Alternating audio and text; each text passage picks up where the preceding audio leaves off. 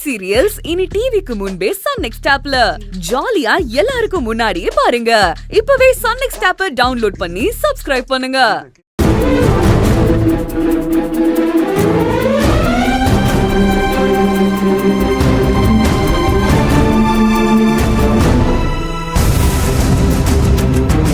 Sir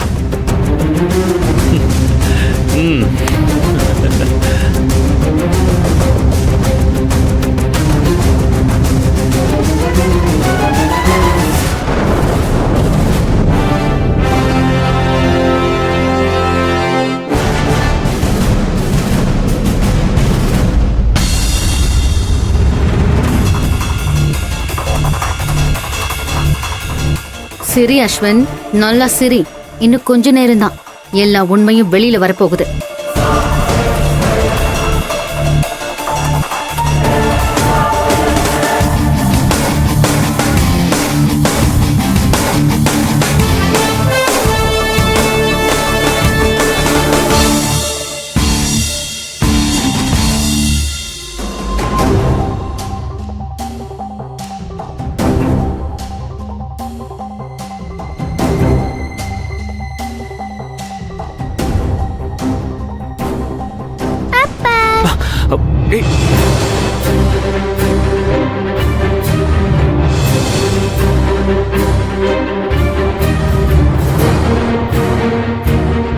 டேய் செல்வம், என்னடா இந்த குழந்தை ஒன்ன வந்து அப்பான்னு கட்டி பிடிக்குது? என்னடா? எனக்கும் புரியலமா. பூஜா பூஜா, அப்பா இங்க இருக்கண்டா. ஏன்பா குழந்தைய பத்திரமா பாத்துக்க மாட்டியா? இங்க வந்துச்சு பரவாயில்ல, வெளியில எங்கயாவது ரோடுக்கு போயிருந்தா என்ன ஆகுறது? அதுவும் அப்பா யாருன்னு கூட தெரியாம செல்வத்தை வந்து அப்பான்னு கட்டி பிடிக்குது குழந்தை. சாரிங்க, பூஜாவுக்காக நான் எல்லாருக்கிட்டையும் மன்னிப்பு கேட்டுக்கிறேன். இவளுக்கு அப்பா யாருன்னு தெரியாம வந்து இவரை கட்டிக்கல, அப்பா யாருன்னே மறந்து போய் வந்து கட்டியிருப்பா. என்ன தம்பி சொல்றீங்க? அப்பா யாருன்னு மறந்து போயிட்டாளா? அது எப்படி மறப்பா? ஆமா, பூஜா பிறந்து கொஞ்ச நாள்லயே அல்சைமர் பிரச்சனை இருக்கிறது தெரிய வந்தது. அல்சைமர்னா நல்லா இருக்கும் போதே சட்டுன்னு எல்லாமே மறந்து போயிடுவா.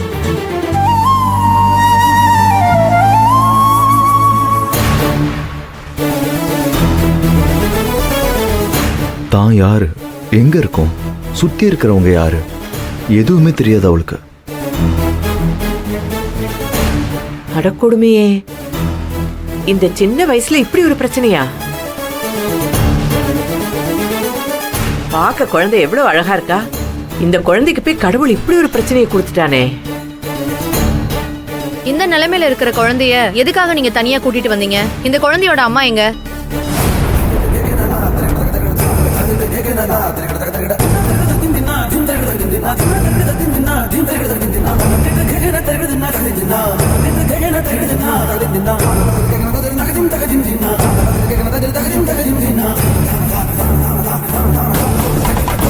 இவளுக்கு இந்த அல்சைமர் பிரச்சனை அதிகமானதுக்கு காரணமே இவளோட அம்மா தான். இவ பிறந்த உடனேயே இவ அம்மா இவளை விட்டுட்டு போயிட்டா. வளர வளர எல்லா குழந்தைங்களும் அம்மா கூட இருக்கிறத பார்த்து ஏங்கியே பூஜாவுக்கு இந்த பிரச்சனை அதிகமாயிருச்சு.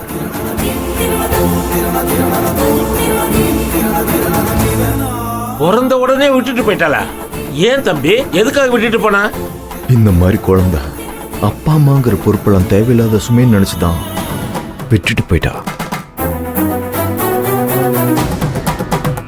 இப்ப அவ மனசு கொஞ்சம் மாறி இருக்கு போல இருக்கு. அதான் வேற கல்யாணம் பண்ணிக்க போறா.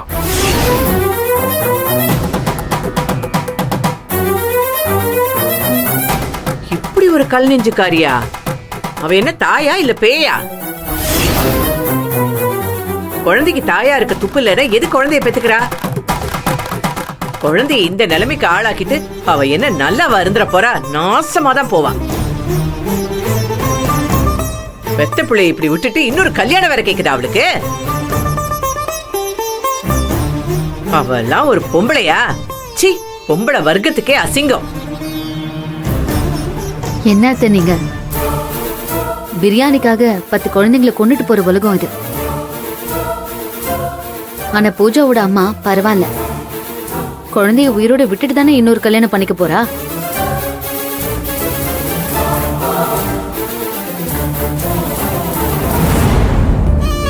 பூஜா, இங்க பாரு, அப்பா நான் தான் உன்னுடைய அப்பா. ஆ? இங்க பாரு, வாட்ச் பாத்தியா? ஞாபகம் வருதா? தனியா இருந்தா என்னடா இதெல்லாம்? இந்த வாட்சை இப்படி அமுக்கணும்னு சொல்லியிருக்கேன்ல, இங்க பாரு, இப்படி. இப்படிதான். இப்ப சரியா இருக்கா? ம்?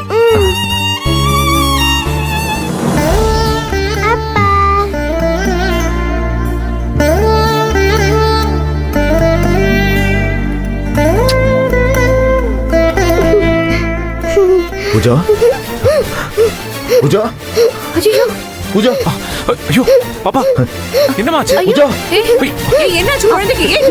விடுறா. ஐயோ என்னம்மா? என்னாச்சு? பூஜா, என்னம்மா என்னாச்சு? இந்த பூஜா, பூஜா, ஒண்ணு இல்லம்மா, ஒண்ணு இல்ல.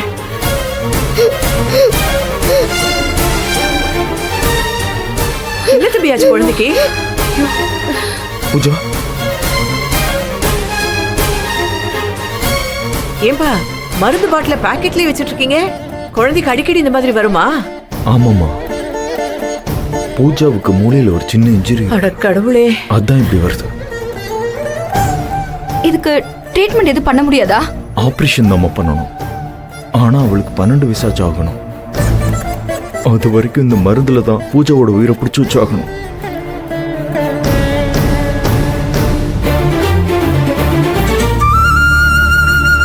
கடவுளே, இந்த பச்சை மண்ணுக்கு இன்னும் எவ்வளவு சோதனையை தான் கொடுப்ப? இப்படி ஒரு குழந்தைய விட்டுட்டு போனவ நல்லா தானே இருக்கா? அவளுக்கு தான் நீ இப்படி ஒரு தண்டனையை கொடுத்துருக்கணும் சாமி.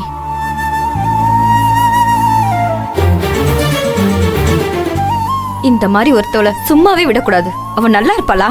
அப்படி சொல்லுங்க. அவ 2வது கல்யாணம் பண்ணிக்கிட்டு நல்லா வாழ்ந்துருவாளா?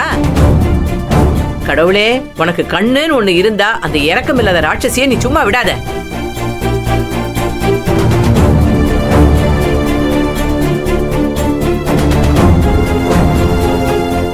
மேக்னா, நீ ஏமா அழற? மைனா, கண்ணை தொடச்சுக்கோ. இந்த நேரத்துல நீ அழக்கூடாது. என்ன சம்பந்தியமா நீங்க? நம்மளாலேயே தாங்க முடியல. மேக்னாவோட மனசு பூ மாதிரி, பாவம், அதான் அவ கண் கலங்குறா. மேக்னா, நீ வருத்தப்படாதம்மா. கடவுள் இந்த குழந்தையோட அம்மாவை சும்மா விட மாட்டான். அதுக்குண்டான தண்டனையை கொடுப்பான்.